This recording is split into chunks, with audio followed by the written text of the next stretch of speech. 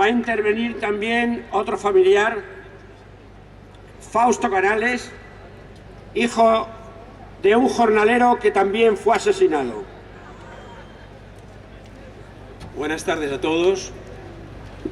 Soy hijo de Valerico Canales Jorge y voy a resumir el drama de la desaparición forzada de mi padre. El reloj marcaba las 2 de la madrugada del día 20 de agosto de 1936, cuando una banda de falangistas allanó la casa donde mi padre Valerico, de 29 años, dormía al lado de mi madre. En la habitación contigua hacíamos lo propio mi hermano y yo, de 4 y 2 añitos respectivamente. Lo secuestraron y se lo llevaron a punta de pistola a la camioneta que esperaba en la plaza, guiados por cómplices del propio pueblo de Pajares de Adaja, Ávila, en el que no había frente de guerra, porque estuvo en manos de sublevados desde el golpe de Estado contra el gobierno legítimo de la República. Esa ciaga noche, en el mismo momento del secuestro de mi madre, completamente consternada y bañada en lágrimas, toma de la mano a mi hermano y en sus brazos a mí. A la carrera se dirige a casa de sus padres a refugiarse y dar cuenta de lo que está sucediendo. En casa de los abuelos no dan crédito de lo que oyen y el abuelo Rafael se dirige al centro del pueblo con el pretexto de entregar a mi padre la gorra que no se había puesto.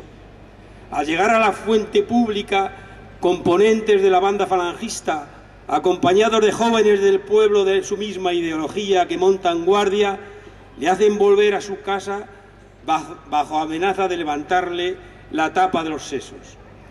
Mi madre no volvió nunca más a pisar nuestra casa, de donde se habían llevado a mi padre, soportando desde ese día el lacerante dolor de la pérdida de su compañero muy querido, y no ha dejado de llorar su recuerdo hasta su fallecimiento a la edad de 99 años.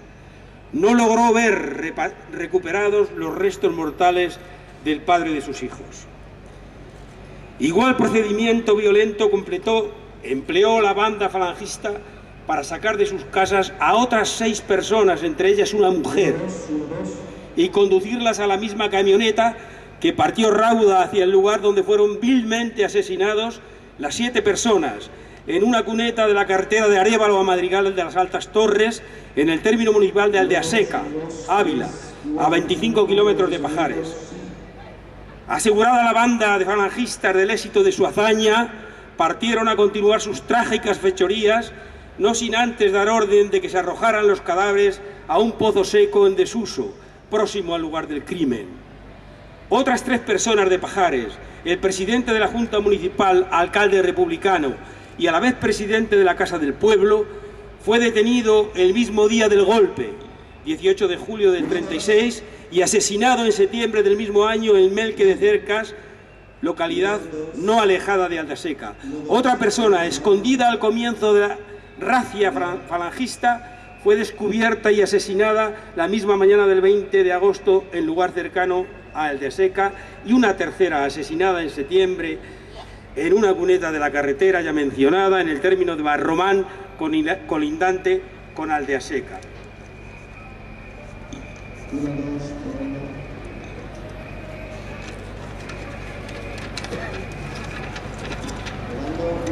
En total, 10 víctimas de Pajares de Adaja pertenecientes a la Casa del Pueblo, 2 comerciantes, un tratante de ganado, un pequeño agricultor, 5 jornaleros y una ama de casa, desaparecidos forzadamente sin dejar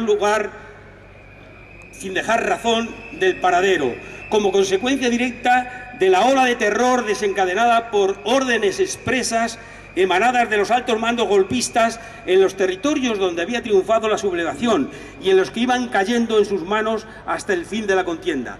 Terror que se prolongó mucho después del triunfo de los sediciosos, presuntos crímenes de lesa humanidad en clara violación de los derechos humanos, por tanto, no prescriptibles ni amnistiables.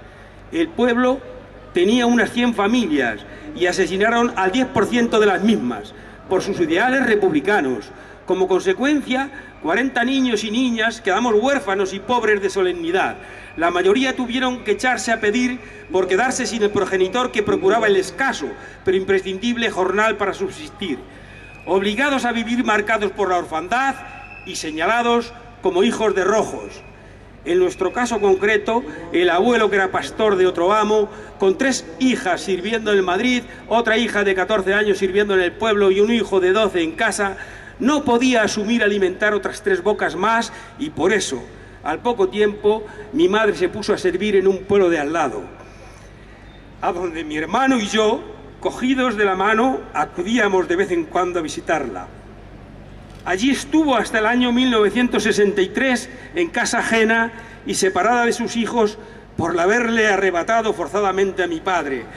De los asesinados de Pajares de Adaja, como de los demás desaparecidos en la geografía española, los responsables de sus fusilamientos no dejaron rastro documentado de estos actos ominosos. El manto de silencio, consecuencia del terror premeditado impuesto, hizo que ni siquiera en la familia se hablara de las desapariciones de los seres queridos.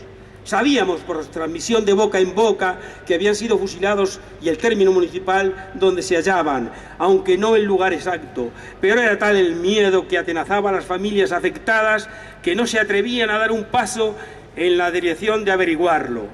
Pasado el tiempo y estando instalado en Madrid a comienzos de abril de 1959, se corre el rumor de que una comitiva oficial designada por el gobierno civil de Ávila ha profanado el 1 de marzo la fosa colectiva de Aldeaseca, exhumando los restos mortales de los asesinados de Pajares y trasladados al abyecto valle de Cuelgamuros, una semana antes de su inauguración, el 1 de abril de dicho año.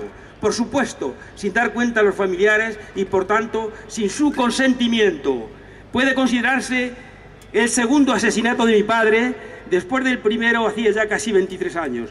Para mayor escarnio, sus restos mortales y los de sus compañeros de infortunio republicanos son depositados en el mismo lugar que sus verdugos, el general golpista Franco y el ideólogo de los falangistas que le asesinaron, José Antonio Primo de Rivera. Todo insoportable. Desde que tengo uso de razón, he sentido en mi corazón la ausencia de mi padre, pero he tenido siempre presente en mi mente el luchar con todas mis fuerzas por rescatar los restos mortales de nuestros familiares de ese fatídico lugar odiado por nosotros por significar un auténtico centro de tortura psicológica, además construido con aportación muy significativa de mano de obra esclava y prisionera de los golpistas vencedores. Desde el año 2000, un año después de mi jubilación, tomo contacto con la RMH de Emilio Silva y me hago socio de la RMH de Valladolid, con el objeto de luchar denodadamente por conseguir sacar los restos de los asesinados de Pajares del Valle de Cuelgamuros, no me atrevo a decir como le llaman, Valle de los Caídos, y llevarlos al cementerio municipal de Pajares, donde hemos levantado con toda la ayuda del ayuntamiento socialista un monumento sepultura que les está esperando. Llevamos 10 años de lucha por sacarlos de allí, pero todavía no lo hemos conseguido. Ninguno de los sucesivos gobiernos de España ha tenido voluntad política para facilitarlo. No hubo juicio ni sentencia. Sigue desaparecido. ¿Hasta cuándo?